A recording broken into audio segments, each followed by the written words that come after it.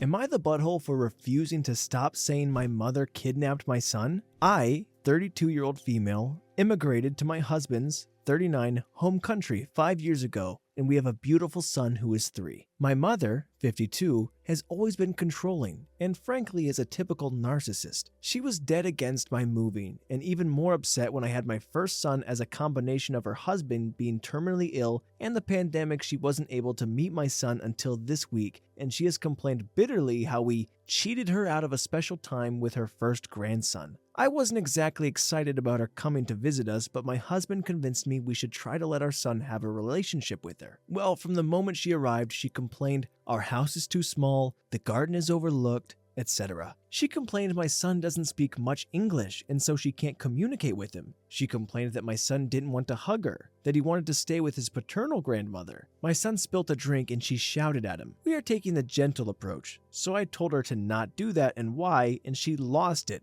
telling me I have no idea how to raise a kid. I told her she needs to respect my methods or she can leave. She stopped, but the whole rest of the day you could tell she was furious. That night, my son was having one of those nights where he just isn't going to sleep through. My poor husband also had an IBS flare-up in the early hours, and we realized we had no medication. When my son settled at around 7:30 a.m., I decided to do a quick run to the 24-hour pharmacy to get some medication, leaving son and husband both asleep on the sofa. I was gone for 20 minutes, but when I came back, my mother's rental car was gone, and so was my son while my husband was still asleep. He was as shocked as I was that they had gone. Tried my mother's mobile, but no answer. After 45 minutes of me becoming increasingly hysterical, I called the police, who came out very fast and when I explained as above, took things seriously. 6 hours later, my mother pulled back up and started telling the police, most adults know English here, that I had told her she could take my son out for the day. I am currently 6 months pregnant, and she said it must be pregnancy brain, which the police seemed to accept and acted like the matter was closed, since my son was home safely and showing everyone the toys he had been bought. I told my mother to leave and that I never want to see her again. She started telling family I kicked her out for no reason, and she can't find a hotel and they blew up my phone, to which I told them she had kidnapped my son and I'm going to pursue this with the police. Now I am being called an a-hole for saying my son was kidnapped when he was just taken on a day trip by his loving grandmother, and that an accusation like this could affect my mother's job as a nurse. Edit. Lots of people saying my husband shouldn't have pushed for this meeting. You are right, but I don't think he was wrong. He didn't force me to agree to it. I ultimately had the final say. And I get it,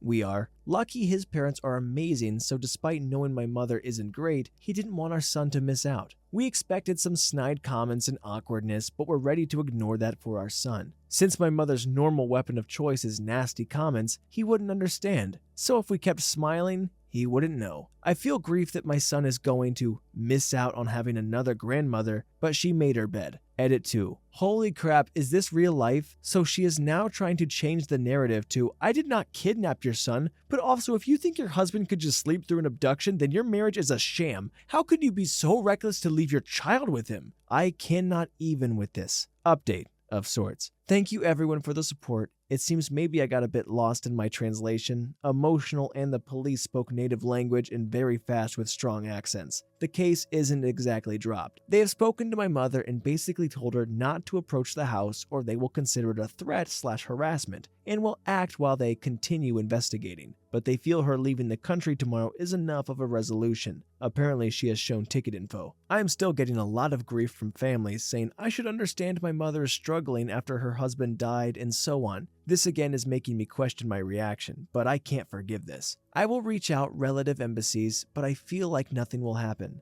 My partner's family is being amazing and looking after us all. I mean, I'll try and keep this short. Are you the butthole for saying that your mom kidnapped your son when she kidnapped your son? No, I don't think so. There's not really a good reason to do that, especially when there's animosity already and they're at each other's head and you're like, hey, I'm just gonna run out. You don't steal a kid, even if it's family, without contacting the mother, especially when she's pregnant, and especially when there's disagreements going on, and especially when you don't answer your phone. There's a lot of especiallys. I'm just really trying to drive home the point that no matter who you are or what you think is right, you don't ever take a kid. Story 2. Am I the butthole for telling my best friend why I wasn't attending his wedding? I might have screwed up. Me, 32-year-old male, and my best friend Alex, 32-year-old male, have been friends since diapers. We're basically family. After college, we both moved back home so we could live at home and get our feet underneath us. Alex started dating Stella, 35-year-old female, a lovely girl, around 4.5 years ago. And from the get-go, she seemed to politely dislike me. I don't know why.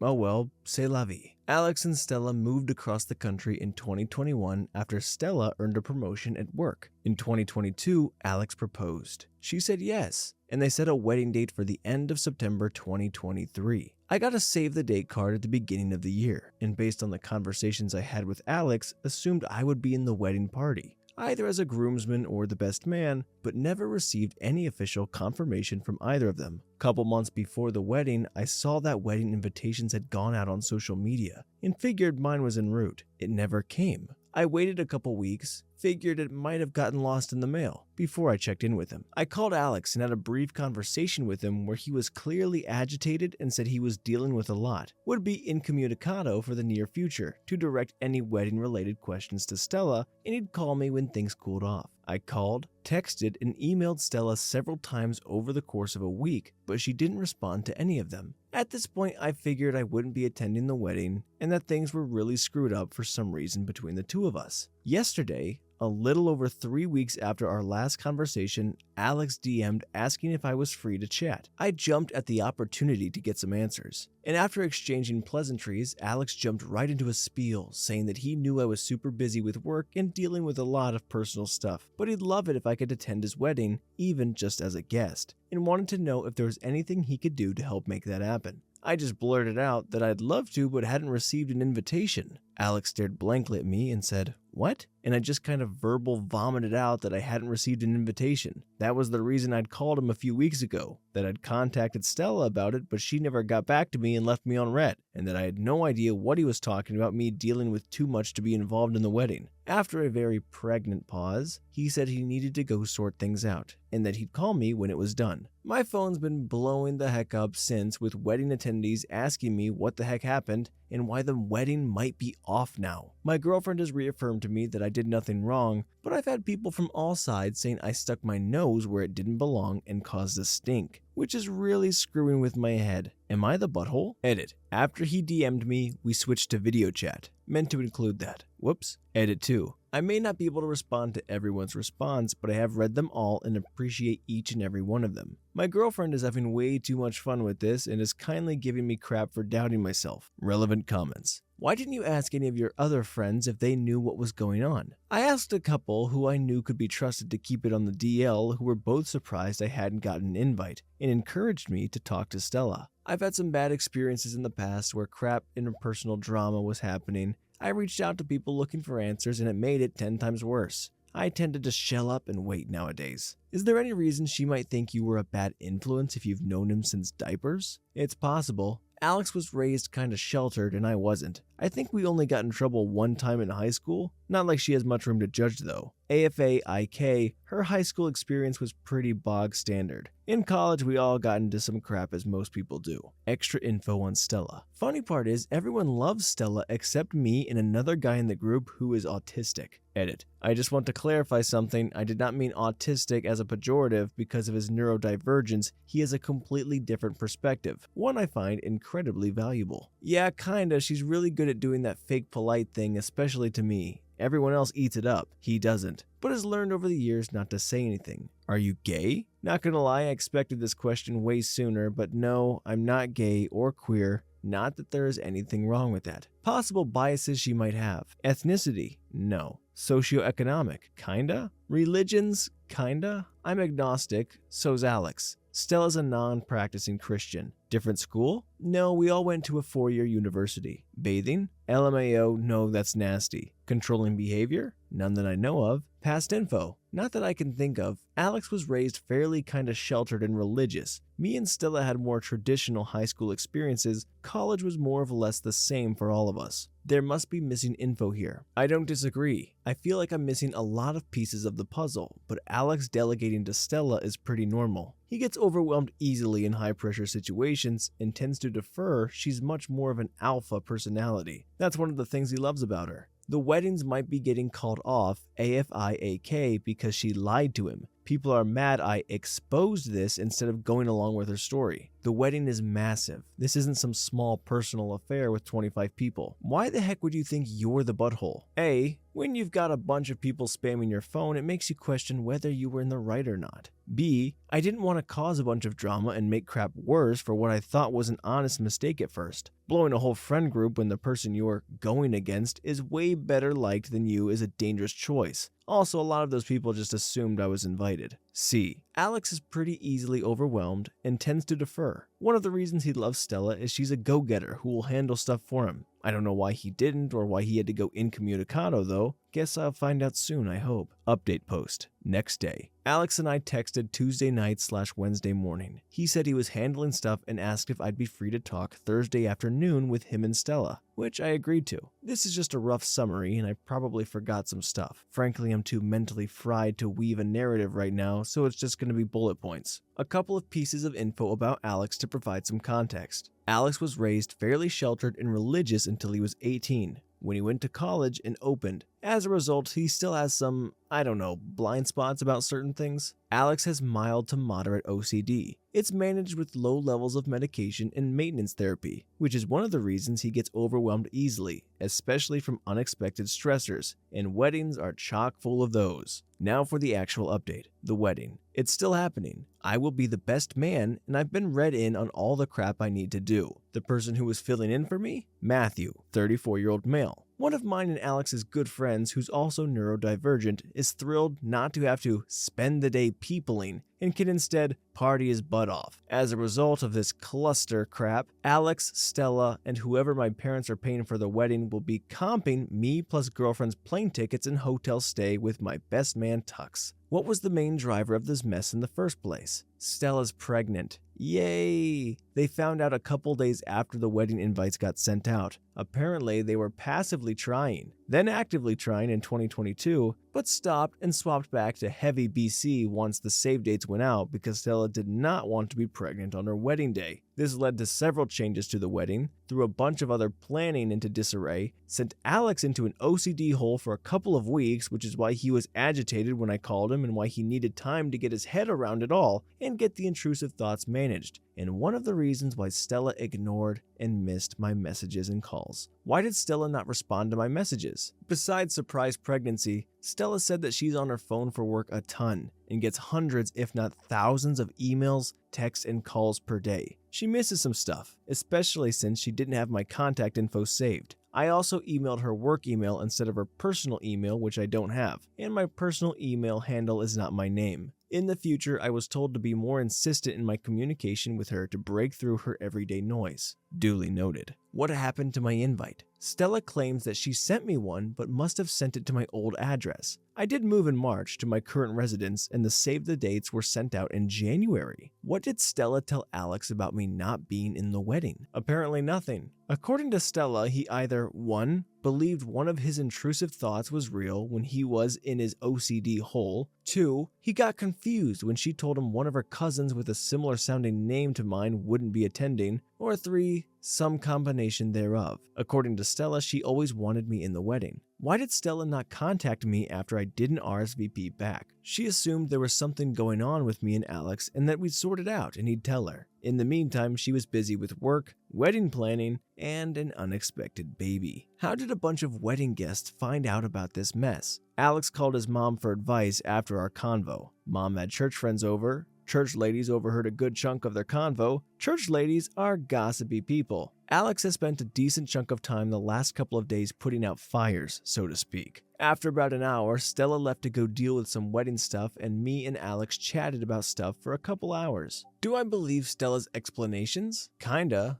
The baby's real, AFAIK, confirmed by medical professional. She does have a cousin I know she's close with who has a similar sounding name to me, and she does work from her phone a lot, but the rest of it just seems a little too convenient, and I feel like I'm left with more questions than answers. Good news is, since I'm in the wedding, I should have great access to figure out what the heck is going on. I hope. Relevant comments. I don't believe Stella at all. Neither do I. It should be a mildly entertaining mess based on the guest list. Checking with Alex. After she left, I asked him if he was sure he wanted to do this this and that I'd support him no matter what. He said yes, so he seems committed. I've generally found when people are this determined to see something through, any action taken to get them off course will screw up your relationship just as much as it'll screw up their determination. Better to just be there, be supportive, and be ready for the mess. OP's theory on what really happened. She intended to wait and see how long she could delay my invite until Alex noticed. The pregnancy situation gave her a good crisis to take advantage of, and she did. She hoped he'd be stuck in his OCD hole until the wedding ended. That's the rough version anyhow. Examples of why you think she doesn't like you. I don't think she's ever given me a real smile. It's all dead-eyed fake ones.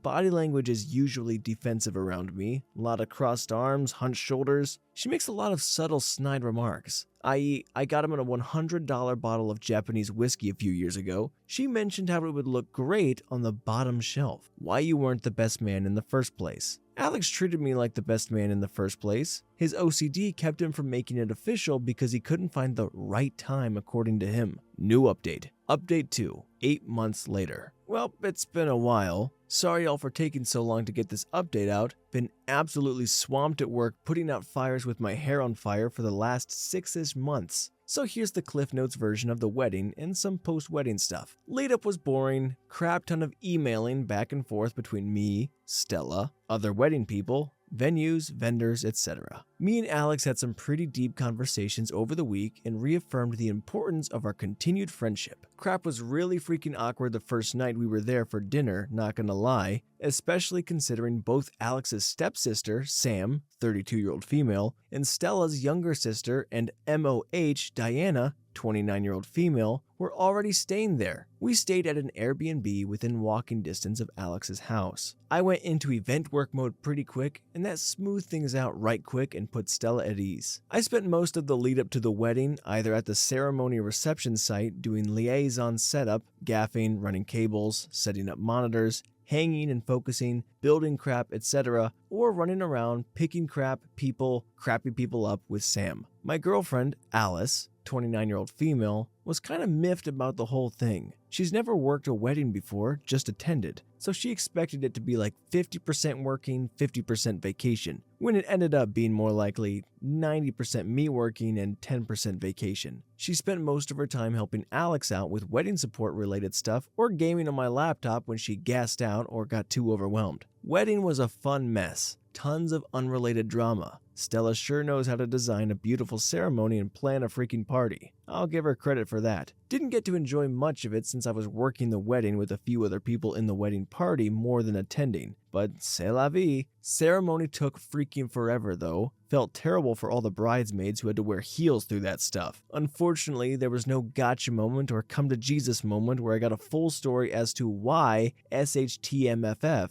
But based on what I observed while working the wedding, I think I've been able to piece together roughly what went down. Why wasn't I the best man? I think this had to do more with Stella's parents, Ken and Karen, 60s, than her. Although she still doesn't like me, my main reasoning, Ken and Kara were paying for the majority of the wedding, more than Stella, Alex, and Alex's parents combined. Alex and Stella sketched out pretty early what they wanted the wedding to look like. Throughout the process, Stella made several significant changes out of the proverbial blue. Example, they originally agreed on a smaller wedding, something like 50 to 60 people. Then one day, Stella wanted a big, huge wedding. Alex didn't really care all that much and just figured she changed her mind. He just somehow missed that most of these changes occurred after Stella either had a phone call or in-person meeting with her parents, which is on brand for him. Her parents were very standoffish towards me, to be expected, feelings mutual, and made a lot of frankly weird comments about Stella's younger, totally not an addict, brother Chase, 23-year-old male. Oftentimes in comparisons between us that flattered him, and kept insisting he was perfect best man material. Alex has barely met Stella's parents, maybe a dozen times over the last 5 years.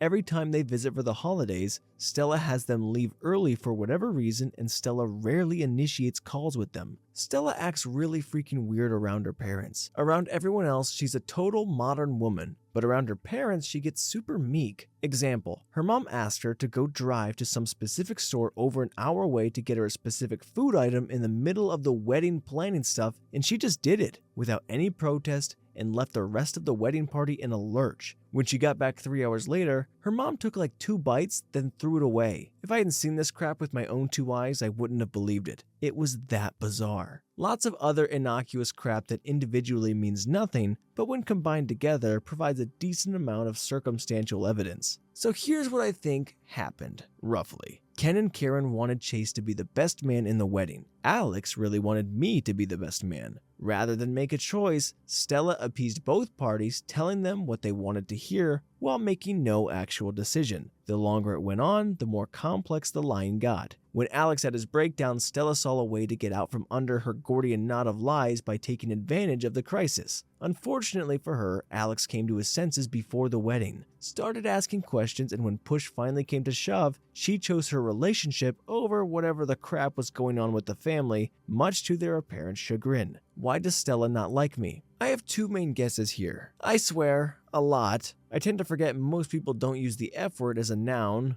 verb, adjective, adverb, pronoun, preposition, conjunction, interjunction, numeral, article, and determiner. Since I was working the wedding I was on my best behavior to cut down on my swearing by a good 90%, which led me to noticing that anytime I swore, or anyone for that matter curses, Stella has a little grimace/cringe reaction. Stella herself also rarely curses, and if she does, it's something pretty small like hell or dang it, followed by a quick apology. It's probably exacerbated by the fact that in spite of my generally unprofessional behavior, I hold a fairly professional job. The dissonance can bother folks. Politics, and before people freak out, I'm somewhere between a democratic socialist and a socialist on the political spectrum. I'm a far cry from conservative, but for Stella, that's not far enough left, as from what I can tell, she's either a tanky or tanky adjacent. This has been more or less confirmed to me based on her social media engagement relating to the major geopolitical events of the last 6 months or so, probably exacerbated by the fact that my job involves working in geopolitics, so I am part of the repressive imperialist Western system. As it turns out, I'm not the only person in the wedding who isn't super fond of Stella. Found my flock, so to speak. Post-wedding crap. Alex and Stella had a healthy baby girl named Iris. Me and Sam are the godparents. Me and Alex have been talking a lot more. For whatever reason, he asks me for childcare tips. Like, bruh, I'm just as lost as you here, and have set up a weekly gaming sesh where we're slowly slogging through BG3 with Sam and Matthew. AFAIK, Alex and Stella are in couples counseling, which seems to be helping from my vantage point. Stella was weirdly against it, but Alex pushed for it so he could be a better husband to her, and she relented. AFAIK, Stella's already back at work and on most of her pre-baby schedule. Alex's stepsister Sam has been checking in on them periodically, and according to her, there's no major red flags at the moment. Stella actually texts and emails me stuff now. It's mostly baby pictures, but it's a step in the right direction, and I appreciate it. I send cat pictures in response. Hopefully this is the last update. My life got far too interesting for that month, and with my current workload, I doubt I could mentally handle more drama. So, to answer the original question of, is he the butthole for telling his best friend he's not coming to the wedding? Absolutely not. He wasn't even invited, or he had no invitation. He was reaching out, asking questions, sending emails, and nobody got back to him. I mean, what are you supposed to do? Because his best friend was assuming, hey, you're gonna be there for the bachelor party and the speech and the best man and be right next to me and hold the rings and all that jazz. In the meantime, the guy's thinking, I'm not even going to the wedding. So I don't know how he could possibly think that he messed up. He said that people were hounding him and saying, you screwed up, and it sounded like the relationship was kind of on the rocks a little bit, but I don't know. It's very hectic, and weddings can be very stressful, especially the more input you have from surrounding individuals, which are usually people that are contributing money, parents. So I think it's all about just finding a balance in that noise. And I have a whole other opinion on weddings in general. I think it should be just strictly about you and what you want. I think people care way too much about what everybody else thinks and what their opinions are and throwing this grand party. Just focus on you, your favorite food. Screw everyone. I mean, it's your freaking day. Everyone's so focused on making sure that the guests and the family and everyone has a good time. I say freaking do you. If nobody wants to pay for your money, freaking $20, go to Chuck E. Cheese and have a ball. Story 3. My daughter is evil. This is kind of a two-parter. My daughter's first grade teacher, IMHO, had it out for my kid day one, literally sent her to the principal, who sided with my daughter, for correcting her on the pronunciation of a character in the book The Call of the Wild, a book I had read to her several times years before. The same buzzkill loved to sing to the class. My daughter raised her hand and told her she sang just like the big sister in the movie Dirty Dancing, which my oldest niece loved to watch anytime she was babysitting. If you've seen the movie, that girl sounds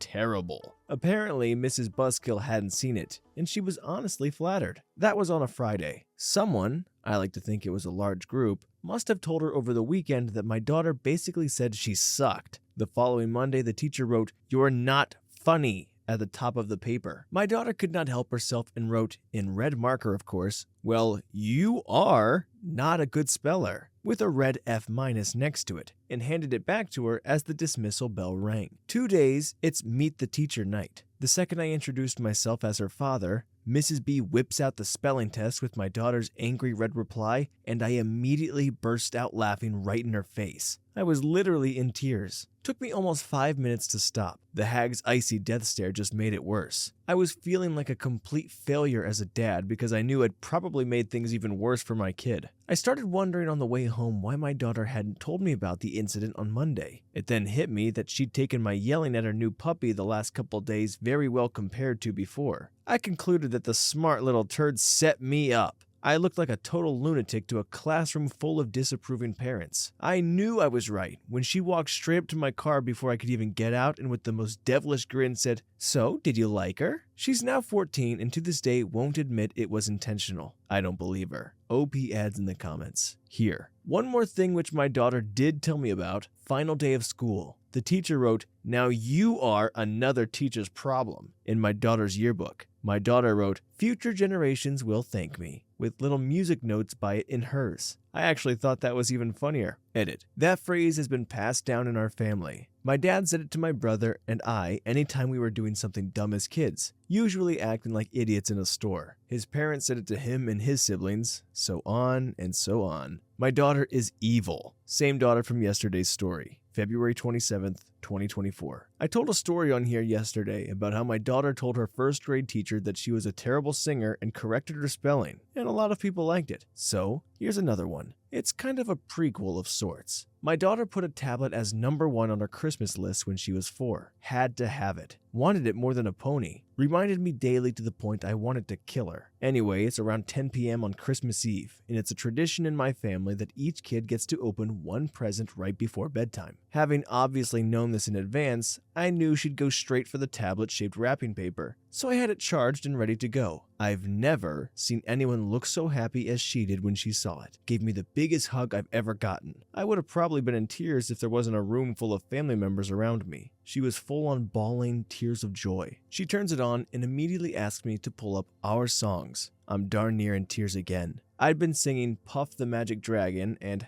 House at Pooh Corner to her every night at bedtime since birth. I'm feeling awesome at this point. 10 seconds into Peter, Paul, and Mary singing of Puff, she pauses it and says, "Wow, now I know what it sounds like when a good singer sings it. Good night, everybody." Then she hits play again and runs upstairs to bed. I'm feeling like I just got kicked in the heart. My mom's doing her best not to laugh. My dad is literally turning purple trying to hold it in, but the second my son gets going, the whole room is dying laughing. It took a minute, but eventually I was cracking up too. Long story short, December 23rd, 2013 at 10 p.m. was the last time I ever sang to my daughter. I know millions of parents sing to their kids, but I bet I'm one of the few that vividly remember the exact day and time they stopped. Thanks for reading. P.S. I'm her dad, by the way. Same vengeful daughter, son still traumatized. I made a deal with my kids that I'd only share stories involving them if they're both okay with it.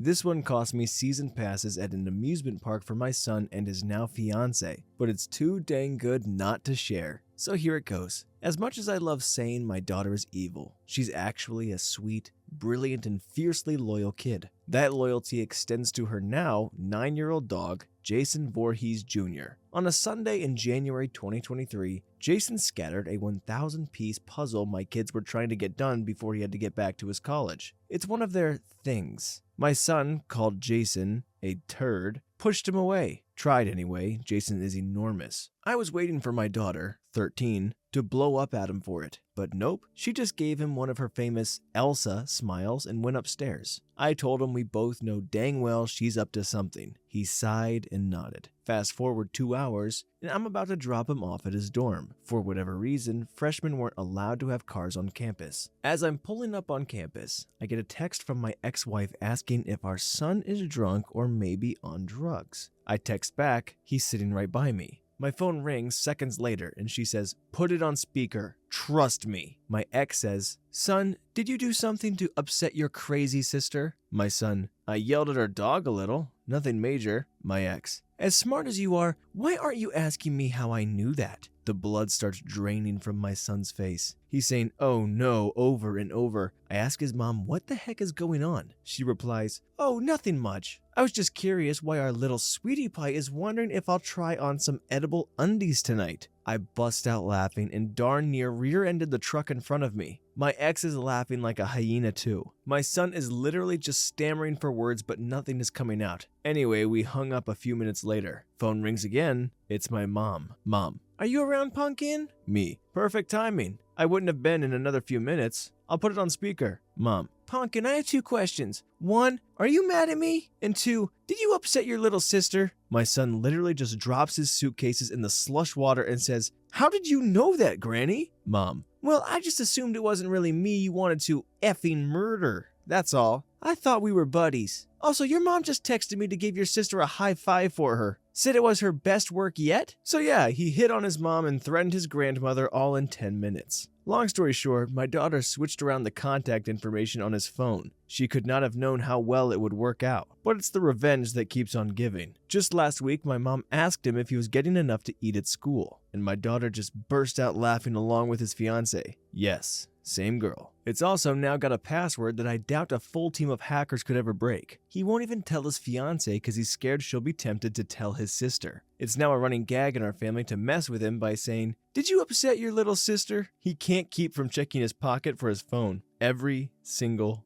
time. Finally, a huge thank you to my future daughter-in-law. No way my son okayed this story without your help. Welcome to the circus, sweetie. I knew you were a keeper when you fell over laughing when I met you that day and told you why your usually cool as ice BF was yelling at his hysterically laughing sister on FaceTime about edible undies. If that didn't scare you off, I knew nothing ever would. Another evil daughter story. She hates bullies. April 24th, 2024. A girl on her bus was bullying and making life terrible for another little girl. It didn't matter where this kid sat because it always happened to be that bully's seat. Anyway, my little girl got mad, aka royally upset, at seeing a nice kid being bullied by a bigger girl. She was 13 in 5th grade, terrorizing a 5-year-old kindergartner. Long story short, my crazy kid took our bottle of Hershey's chocolate syrup onto the bus that day, and she squirted it all over that bully's seat. The bully sat in it and was immediately ridiculed for crapping her pants once she got to school. That is not a label you lose. I knew that kid, by the way, and she was just bad, and she's currently in prison. Probably will be for life. My daughter was 6 in 1st grade. Is this not one of the sweetest things you've ever read? A father just writing a couple stories, like home movies, and people getting a kick out of it, and he just gets to keep on reminiscing and talking about his family. You can tell how much love he has for him, how happy they make him. They're all involved in it. The son, the fiance, the daughter. He's asking permission. He's sweet. He's caring. It's great.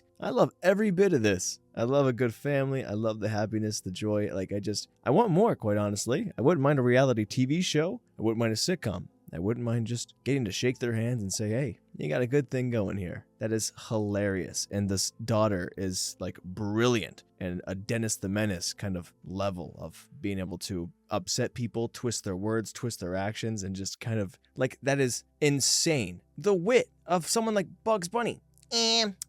Not duck season. Like, she just flips it around with ease on him. It's great. That last line, though, that the little 4th grader bully, whatever, ended up in prison. That was a sad turn. But outside of that, this whole thing is beautiful and loving. And you know what? Hug your family. Unless, they suck. Then you know what? I think that you go prank them.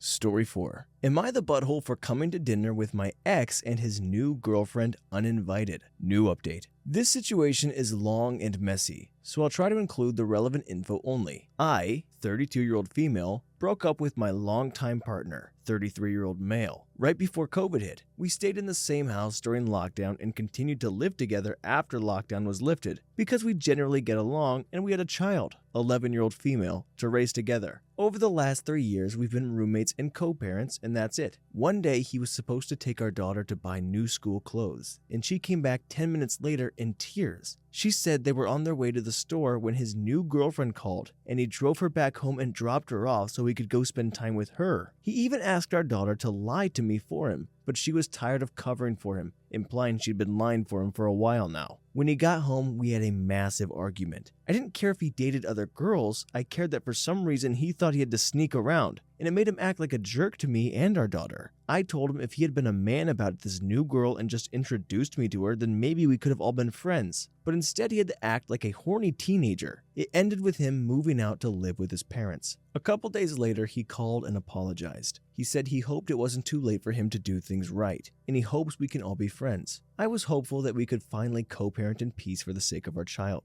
This is where I may be TA. I have always been close with my ex's parents, to the point where even after we broke up, I would be invited over regularly for dinner. They said even if I wasn't their son's partner, I'm still their grandchild's mother, and that makes me family. So one day when my daughter texts me while at my ex's parents' house and invites me to dinner because they're having my favorite meal, I don't think twice about coming over, even though my ex and his girlfriend I've never met now live there. I figured everyone had to be okay with it since my daughter was inviting me. I end up having dinner with my ex's parents and daughter, but my ex only comes upstairs to grab 2 plates of food and goes back downstairs. I ask my ex's mom why, and she says his girlfriend doesn't feel well today. Whatever, I think. She's just sick and I'll meet her another day. I have a perfectly pleasant dinner with my ex-in-laws, help clean up, and make a promise to bring them a coconut cake, ex-father-in-law's favorite, and take my daughter home. Later, my ex blows up my phone with texts and calls, saying it was so weird and rude that I came over for dinner uninvited, that I made his new girlfriend uncomfortable and like she wasn't welcome there, and that I caused trouble in their relationship because she assumes we must still be in love for me to come over and see his parents out of the blue like that, because exes don't do that, it's creepy. I had a talk with my daughter and asked her calmly if she had asked everyone else if it was okay if I come over before she texted me, and she sheepishly said she didn't know she had to ask since it had never been a problem before. I didn't tell her about her dad's meltdown at me or tell her dad that she's the one who invited me. She's a child and shouldn't be involved. Instead, I just told him I'm sorry me dropping by made things awkward, but I thought he wanted us all to be friends from now on, and I figured this was a good place to start being friends. He said there was no way she'd want to be my friend now that I made her feel uncomfortable in her own home. It wasn't my intention to make anyone uncomfortable, but I admit I'd be perturbed if he brought this woman into my home and I had not even been warned first. So, am I the butthole? Verdict: not the butthole. Update: my daughter has gone no contact with her father and grandparents for the foreseeable future. Hey all, I saw a post here recently about not getting a lot of updates to stories submitted to this blog yet, and figured I could give mine, even though it's a sad one. I also maybe need to vent a little about this situation. Under the cut to save people's dashboards. From now on, X's new girlfriend will be Kim, ex-father-in-law will be FIL, and ex-mother-in-law will be MIL. I'll start from the day after the dinner and try to give a concise recap of events. The day after the dinner, I bring FIL the coconut cake I promised. But not wanting to stir up trouble, I text that I'm bringing it over instead of dropping by unannounced like I normally would. FIL meets me on the porch instead of inviting me in like he normally would, and I gathered from his distant but polite tone and body language that he was basically shooing me away. I was hurt that a man who had always treated me like a daughter was being cold, but I didn't say anything about it and I left. Over the next couple weeks, my ex-in-laws continued to hold me at arm's length, where I once would consider them not only family, but close friends. I used to take MIL to doctor's appointments and shopping trips,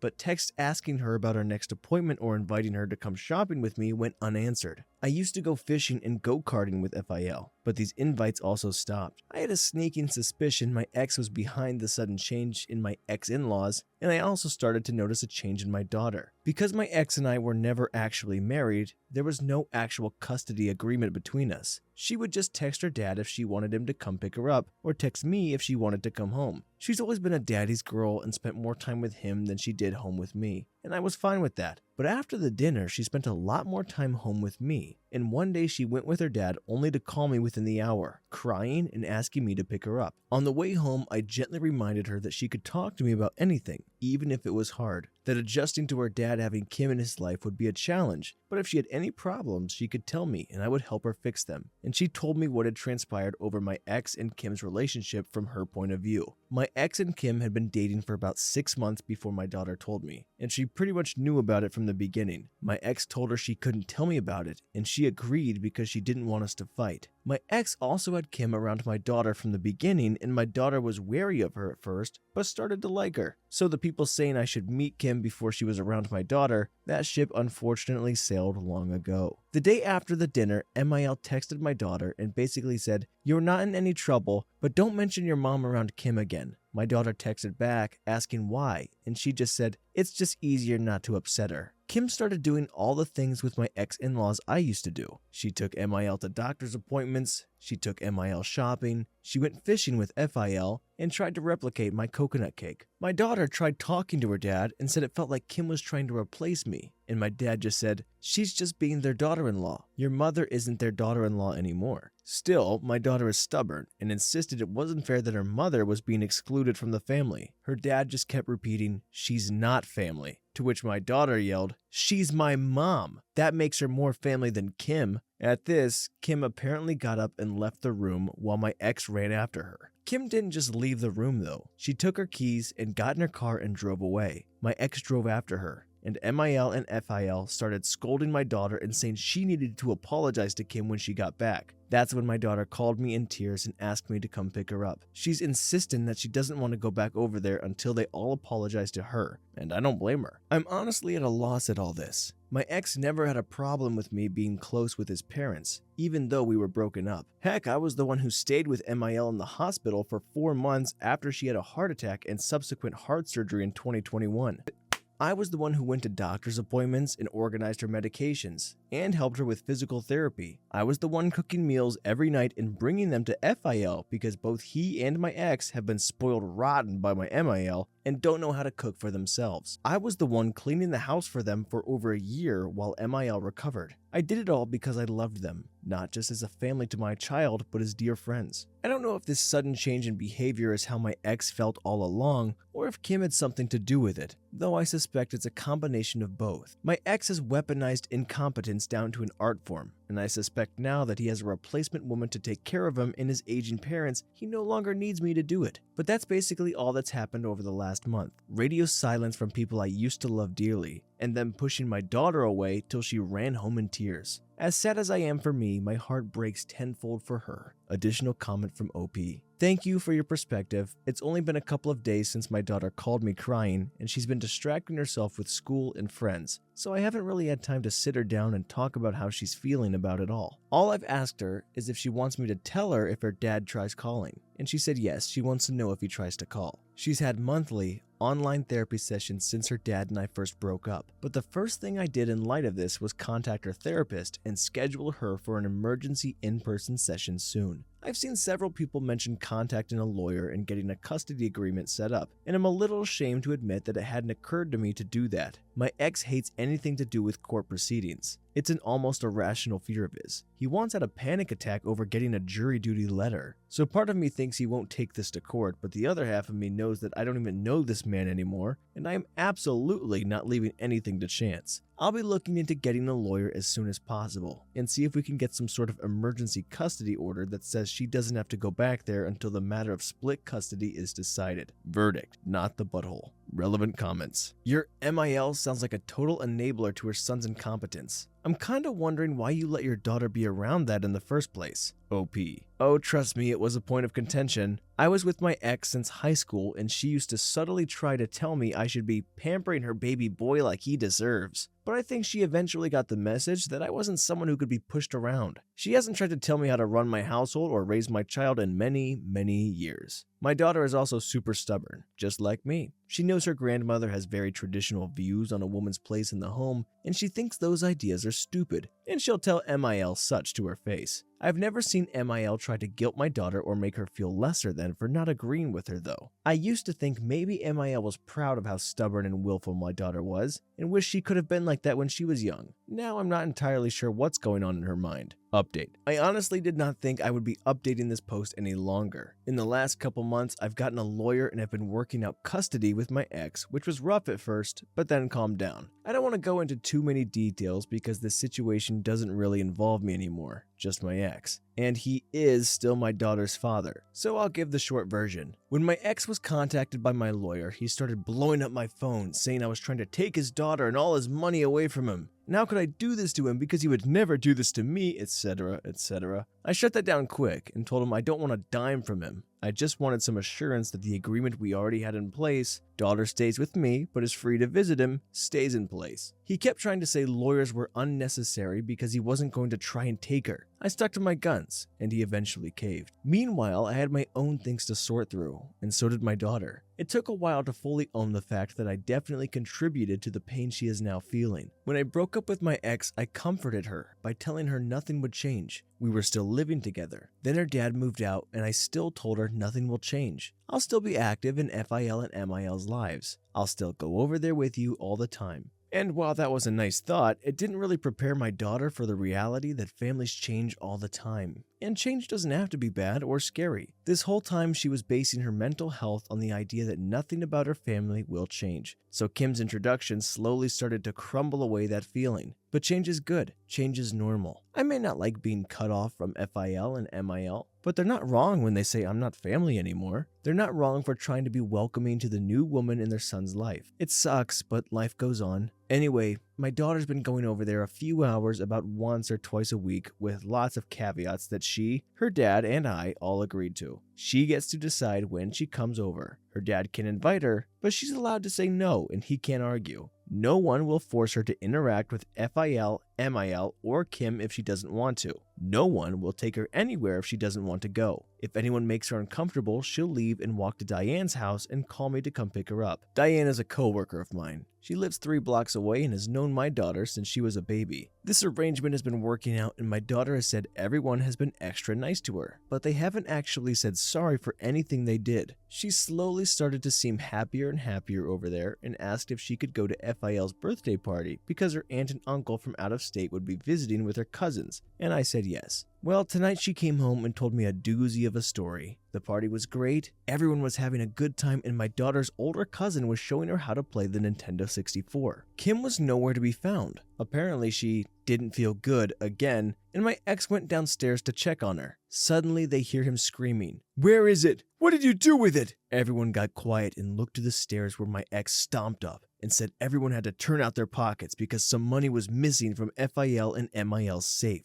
For some context, this safe is locked under the stairs and needs a key and combination to get into it. It has important documents for the whole family and emergency cash in it. FIL, MIL, my ex, and now Kim are the only ones who know the combination, and the only key is hidden in FIL and MIL's room. My ex went downstairs to check on Kim and she was asleep in bed, but the door to the cupboard under the stairs was open. He got a bad feeling and checked the safe and about $2,000 was missing. He woke Kim up and she cried and said she had been asleep the whole time, and someone must have come down and stole the money while she was sleeping. I was pretty gratified to hear that my ex's family are nowhere near as naive as he is, and immediately tore into him for believing that lie. None of them had a key or knew the combination, and all of them had been hanging out in the living room. Kim cleans FIL and MIL's room all the time and knew where the key was. He told Kim the combination. Kim was downstairs the whole time. Kim is the only person who could have done it. He tried to defend Kim and told everyone to leave her alone, but FIL put his foot down and told his son to find the money or he would call the cops to do it. My ex went back downstairs to talk to Kim, and everyone upstairs could hear her sobbing and calling him names. She went to get in her car and my ex followed her. And what did he see sitting in her back seat? A bag stuffed to the brim with money. A bag that wasn't there a few hours ago. My ex tried to stop Kim from leaving, but she tore out of the driveway like a bat out of hell. FIL and MIL are furious and want to press charges, and my ex is begging them not to, saying he can get her to bring it back. I don't know where this is going to go next, but honestly, I'm just kind of glad Kim and my ex didn't take me up on my original offer to be friends, because holy crap, Relevant comments. User 1. LOL at your ex saying you're trying to get all his money and that his crappy girlfriend's stealing it from his parents. OP. I wasn't gonna say it, but that did strike me as humorous, yes. Final update. Hey guys, long time no update. To be honest, I got spooked off being on here too much when one day my story showed up on a friend's Facebook feed. Sharing details about my personal life was nerve-wracking enough when it was just Tumblr I was sharing with, but suddenly having it shared all over the internet without me knowing and people I know in real life seeing it was a lot. Couple that with the fact that this situation is well and truly not my monkey, not my circus anymore, and I wasn't sure whether I should do this update or not. But I figured I could give this one final update with everything I know, since things have sort of come to a close. Sorry, but this is long. It's full of a lot of context I just didn't have until now.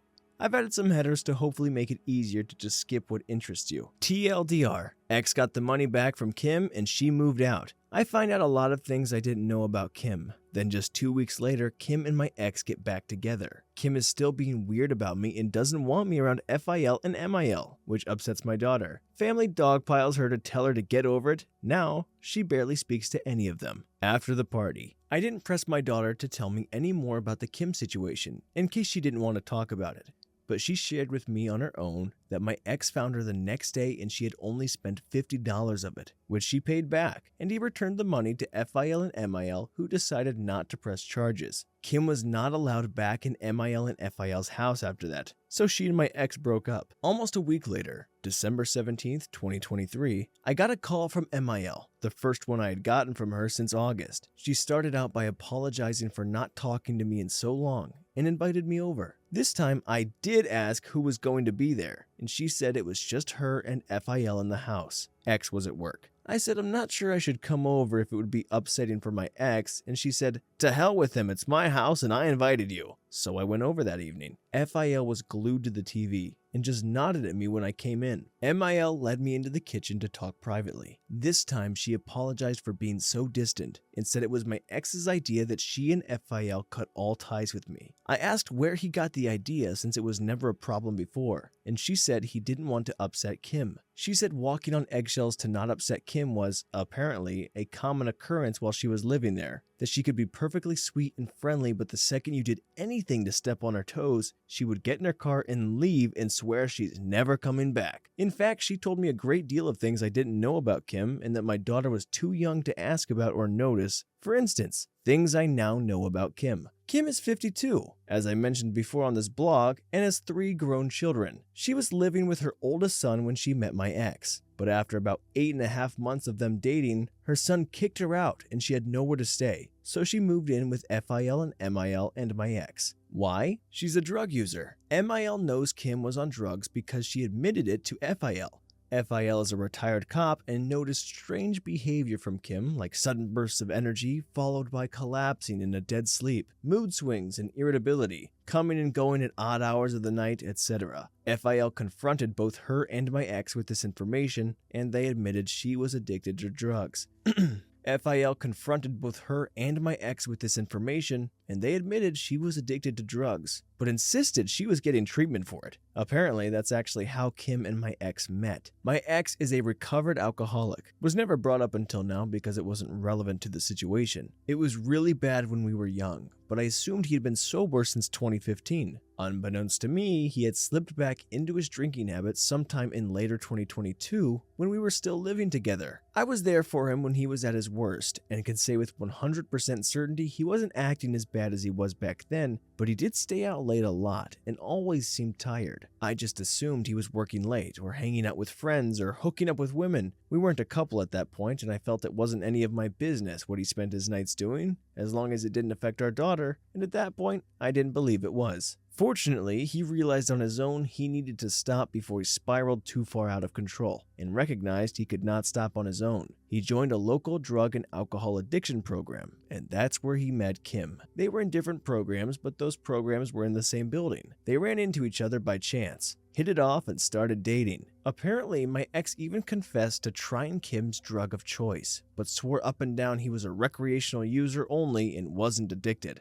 MIL and FIL said Kim could only stay with them if Kim continued treatment and any and all drug usage in their house stopped, and my ex and Kim agreed. Then the party happened, and MIL clarified a few things about that for me. What happened at the party? When my ex went downstairs to check on Kim that day, he could tell she had been taking drugs, so he went to tuck her into bed. To get to their bedroom, you have to walk by the stairs, and he noticed the door leading under the stairs was open just a crack, when usually it's latched shut. He put Kim in bed and went to check it out, and didn't see anything wrong, but he didn't trust it and opened the safe just to check. At this point, I interrupted and asked why Kim even knew the combination, and MIL just said my ex said she needed to know in case of an emergency, and she was stupid to agree to that. They usually keep $10,000 in cash in the safe for emergencies, but my ex counted it twice and was sure $2,000 was missing. My ex freaked out and shook Kim and shouted at her, asking where it went, and she said she didn't take it. He came back up to accuse the rest of the family. He lied and said Kim was sleeping the whole time to avoid mentioning she had been taking drugs in his parents' house, but couldn't keep denying Kim had to have done it when everyone else kept telling him she was the only one who could have. He went back downstairs to confront her. She yelled that he scared her when he shook her and screamed in her face for no reason. He told her she was the only one who could have taken it. She kept denying it and he kept pushing. So she got her bag, stuffed a few clothes inside, and went out the back door to her car. She threw the bag in the backseat so hard the stuff inside spilled out, and my ex saw several stacks of money rubber banded together, just like the money is in the safe. He tried to open the car door, but she had already locked it and sped out of the driveway. The next day, he found her in her car in the parking lot of her oldest son's apartment building. She had asked if she could stay there with him. He said no. So she spent the night in her car. She cried and said she hadn't been to her treatment program in weeks and now she needed money to pay some people back, and she was scared. My ex said he didn't care. Give him back the money. She gave him back all but $50 that she had spent. He said she needed to pay him back in a week or he'd call the cops on her. And a few hours later, she did. She also came with her daughter to pick up the rest of her things from MIL and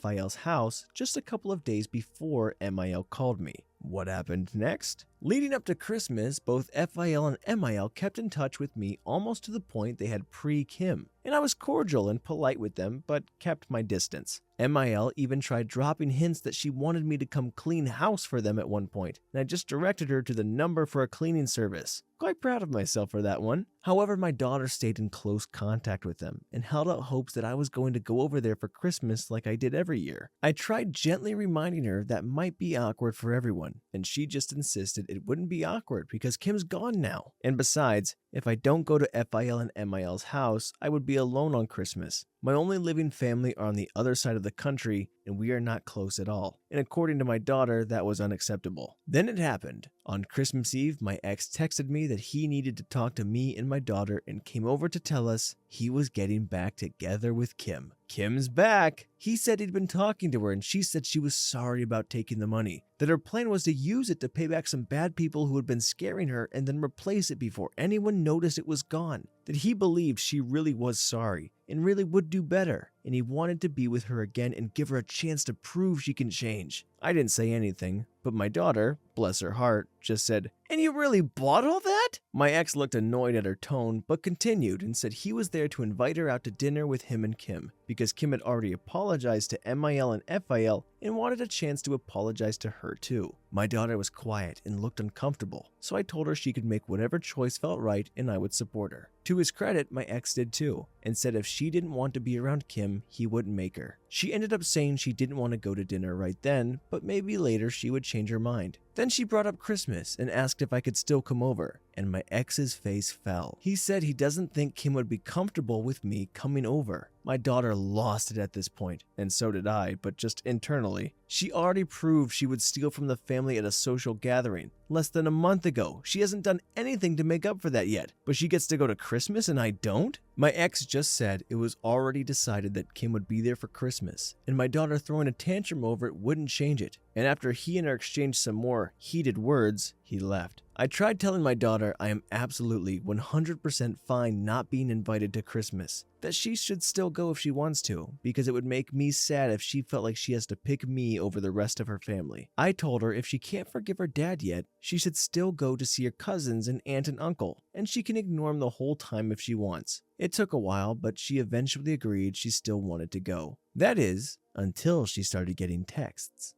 The texts. First, MIL texted my daughter saying she was disappointed in her for causing drama on Christmas Eve, and how everyone else has agreed to suck it up and be nice to Kim for Christmas, and she should too. While she was showing me that text with tears in her eyes, she got another one from her aunt that said, "Shame on you. I can't believe the way you've been talking to your father." This sent my daughter down a spiral. She realized her dad had been talking about her to the rest of the family and probably twisting the situation to make her look bad. Her, a 12-year-old girl. Y'all, I know I've made a lot of mistakes in this situation. I know I've been naive, but I feel like I've been a saint going out of my way to make sure my daughter doesn't resent her dad for any of this. I've been telling her over and over again that he's her dad and he loves her and he wants what's best for her. But this, I can't talk him out of this. I don't know where to begin. She begs me not to make her go over there for Christmas because she doesn't want to face her whole family, not knowing what her dad has told them about her. I told her of course she doesn't have to. I text my ex that our daughter doesn't feel safe going over there for Christmas anymore, and my phone stays silent. But my daughter's phone blows up. She ended up blocking most of her family to get them to stop texting her and cried herself to sleep. Since then, I have not tried to get my daughter to contact her dad since 12/24/23. He's called her a few times since then, and she mostly just answers him with short 1 or 2 word answers. She doesn't go to places with him anymore. She doesn't want to go see him anymore. He has called me a few times to accuse me of turning his daughter against him, but it's pretty easy to shut him down with, "Would you want to talk to someone who turns everything you say against you? To your own family?" I'm sure he's told his family a whole slew of colorful things about me,